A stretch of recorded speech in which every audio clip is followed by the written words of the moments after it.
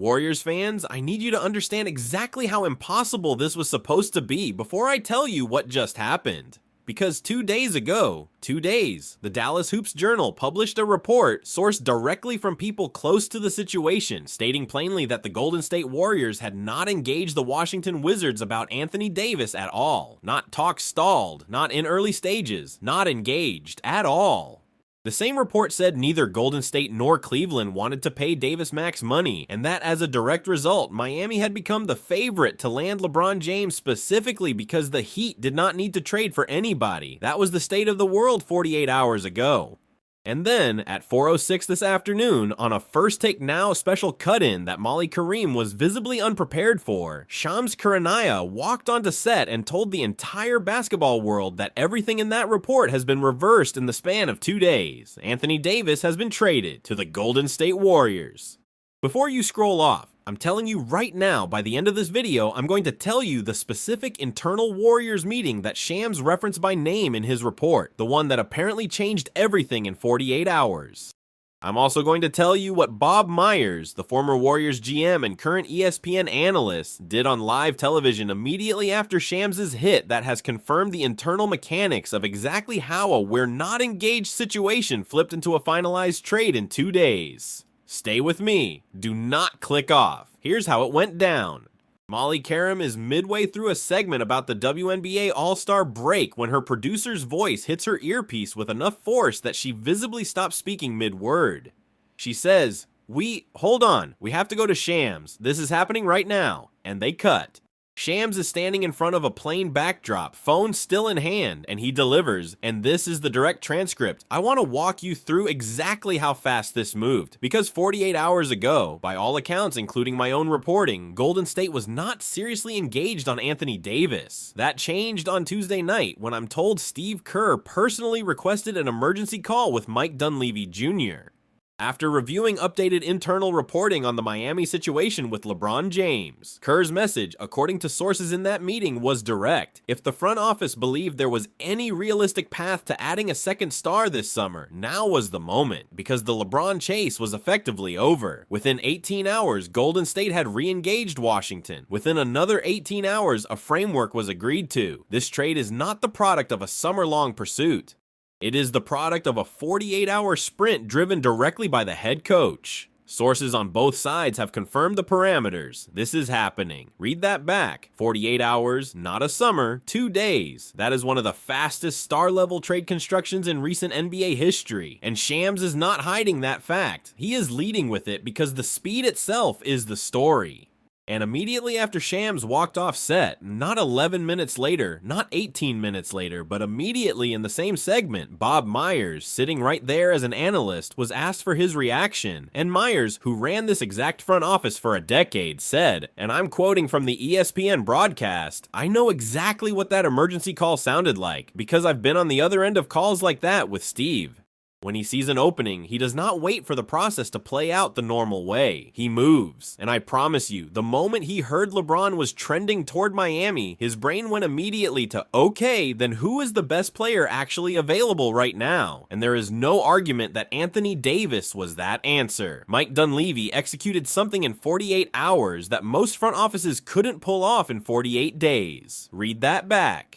Bob Myers on live television, describing the specific psychology of Steve Kerr's decision-making in real time, based on personal experience working alongside him for years. That is not analysis. That is an eyewitness account of exactly how this organization operates when a window opens. And it is the single most credible confirmation available outside of the front office itself. Now, the whiplash. Because I already know your brain is doing the math.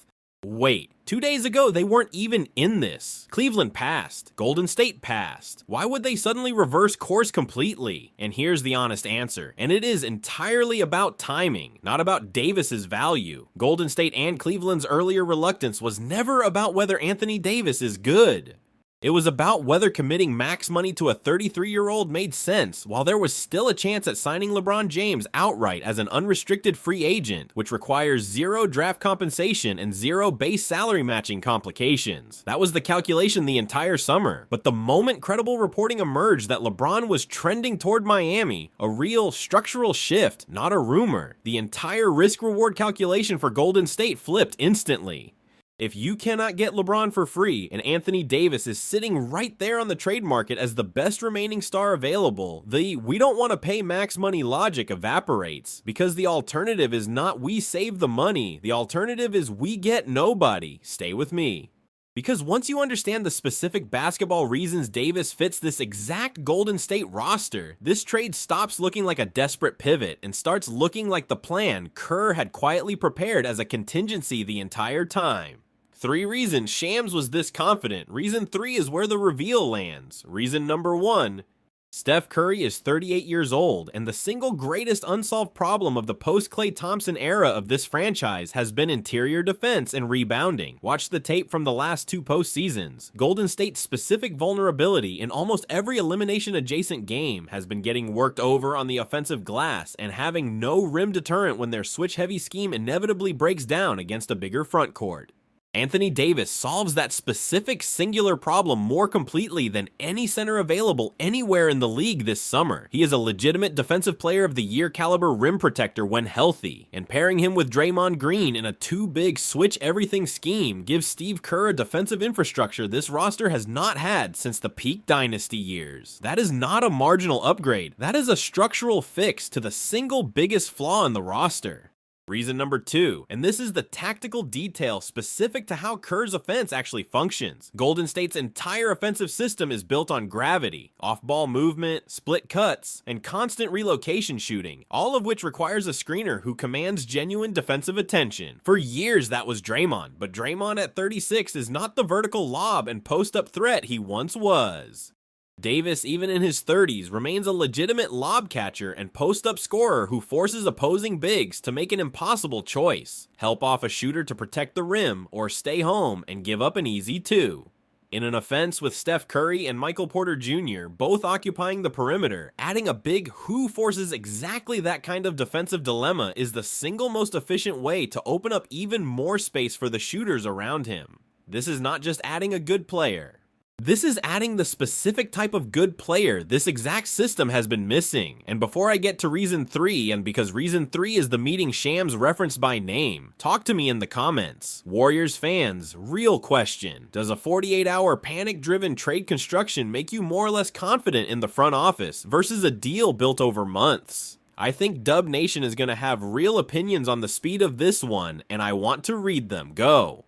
Reason number 3, the meeting. Ready? Shams specifically referenced an emergency call that Steve Kerr personally requested with Mike Dunleavy Jr. Read that back. Not a scheduled front office check-in. An emergency call requested by the head coach, driven by updated intelligence on a completely different situation. The LeBron pursuit. That is an extraordinarily specific, verifiable detail.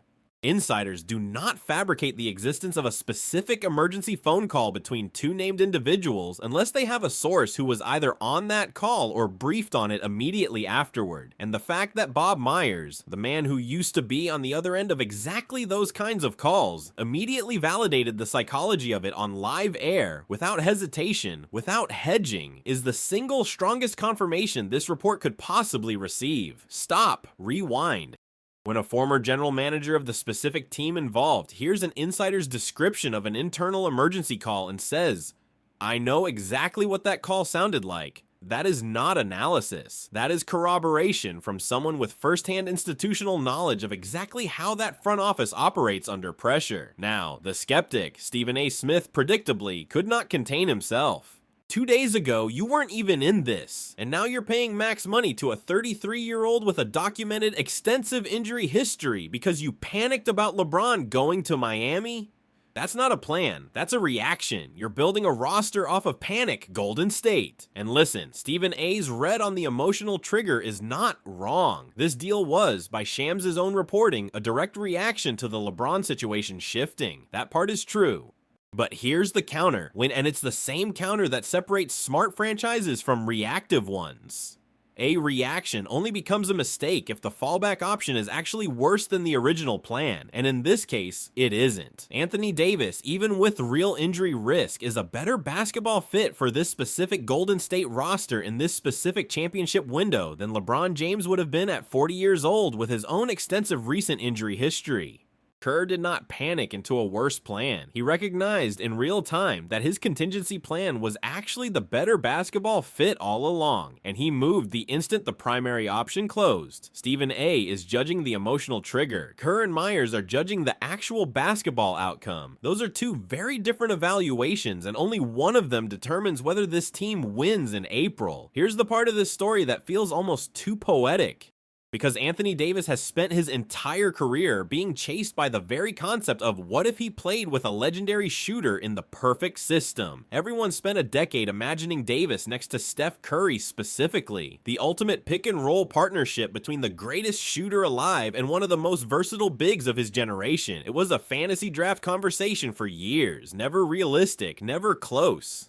And now, because of a LeBron free agency domino nobody could have scripted, it is actually happening. Steve Kerr gets to run an offense he has been theorizing about in press conferences for a decade. Try to write a stranger, more specific piece of basketball wish fulfillment than that. You can't, but I owe you the honest risk. Anthony Davis has an extensive recent injury history, including significant issues just this past season in Dallas. A 48-hour trade construction means less time for medical vetting than a normal deal typically receives. That is a real concern, and it would be dishonest to pretend it isn't. But Golden State, staring down a closing championship window with a 38-year-old Curry, decided the reward of a healthy Davis outweighs the risk of an unhealthy one, because the alternative, running it back with the current frontcourt rotation, was not a real path to a title at all. So let me bring it home. Anthony Davis to the Warriors matters because it solves the single biggest defensive and rebounding flaw this roster has had for years, because his gravity as a screener specifically unlocks the exact offensive system Steve Kerr has been trying to run, and because Shams naming the specific emergency call Kerr requested is the kind of verifiable detail insiders do not invent. Bob Myers' immediate, unhesitating on-air corroboration is the receipt. That's the case.